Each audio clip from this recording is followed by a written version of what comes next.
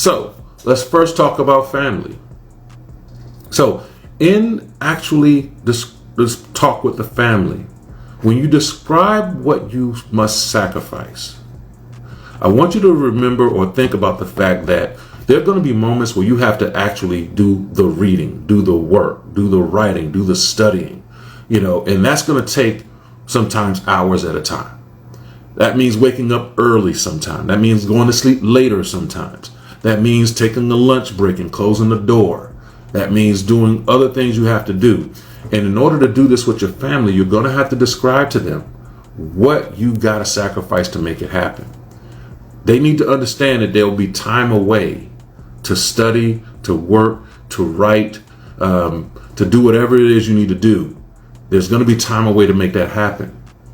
You also have to describe to them things that you have to reduce. You may not be able to cook every night. You may need help with the cooking around the house, or the cleaning around the house, or the laundry, things like that. You may have to sacrifice some of those things, which simply means you're asking someone else in the household to assist with that. And it may be that, for example, if you're a single parent and you have younger children, there's really no one to ask, but it may mean that you cook something that can be warmed over as leftovers the next day. And for 2 days you're eating lasagna, or for 2 days you're eating spaghetti, or, you're going to eat out tonight as a reward because you don't have the time to cook. And if you can reduce the cook time, you can actually study a little more. So those are things you're going to have to be willing to reduce, and you're going to have to describe those things, and they're going to have to hear it, and you talk about how that will be received and accepted. The second part of the talk, describing what you need from them. Simply, and I'll say this, and it's the hardest thing to really understand for a lot, no surprises. No surprises. Life is hard enough, and life is going to come at you unexpectedly and randomly sometimes. The last thing you need are extra surprises from friends and family. A book report that needs to be reviewed tonight. A ceremony or event that you need to attend for the children Saturday, tomorrow, and things like that. No surprises. So what you want to get your family to start doing, if you have a calendar in the house, if you have an electronic calendar, most of us have cell phones. You teach your children how to operate the digital calendar, your spouse to operate the digital calendar. And if there are important events, start putting them on the calendar so that it's not a surprise. We see it coming. We knew it was coming a week ago. There's a reminder to let you know that it's coming. So really understand how to work your digital calendar so that there are no surprises, because that is debilitating. And that's when you begin to let people down, because now you either got to study or work with this science project. And if you're a family person, you're going to be working with the science project and sacrificing the study, and you may resent after a while all of these surprises. So that's the first part of describing what you need from them. You need no surprises. Things have to be planned very well. You also need help around the house. Plain and simple. It is a perfect time to, and there's nothing positive about the word chores, but there's going to have to be a point where you start talking about what you can do to help around the house. Even if it's just picking up, keeping your room clean, things like that, or working some type of organization where your husband or wife can actually step up on the laundry, or Saturday become cleaning days and things like that. But you're going to need help around the house, because it can't just be you. And then adding on to this plate, you have 300 pages to read by class next Monday. So it's got to be a give and take with that way. The third thing you need most of from them is support and encouragement. There are going to be moments when you don't feel like you can do this. There are going to be moments where you don't feel like you have the energy to do it all. And what you're going to need is for them to touch on your shoulder, for them to ask, what are you learning? And engage in that conversation. That's support, to just come in and say, I need you to let me know that I got it, that I can do it, that this is achievable.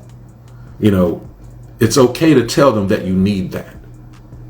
I know you're strong.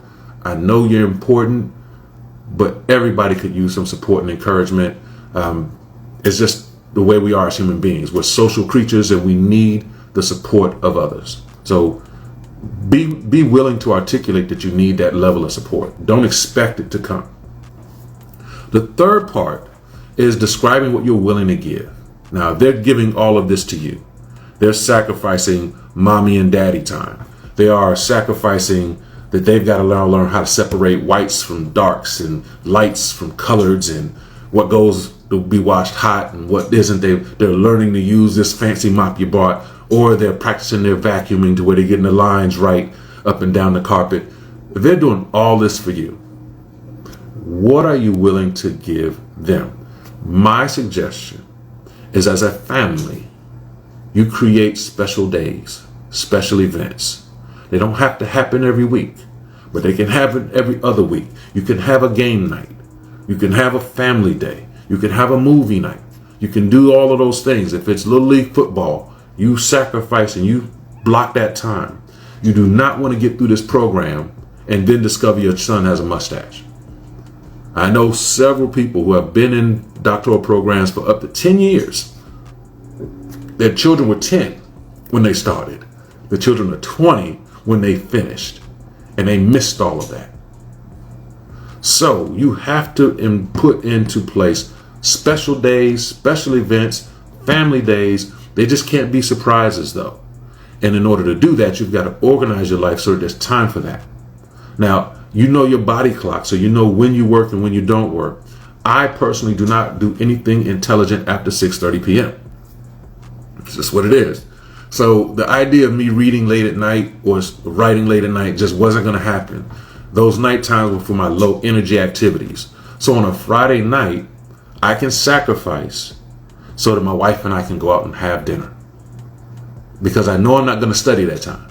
What I have to do is make sure that whatever I do, I'm up early in the morning, because my work time is 4 a.m. Saturday mornings to about noon. And then I tire out, take a nap, then do some low energy activities and be ready to go for Sunday. So you have to take those family times out because you don't want to miss the most important people in your life.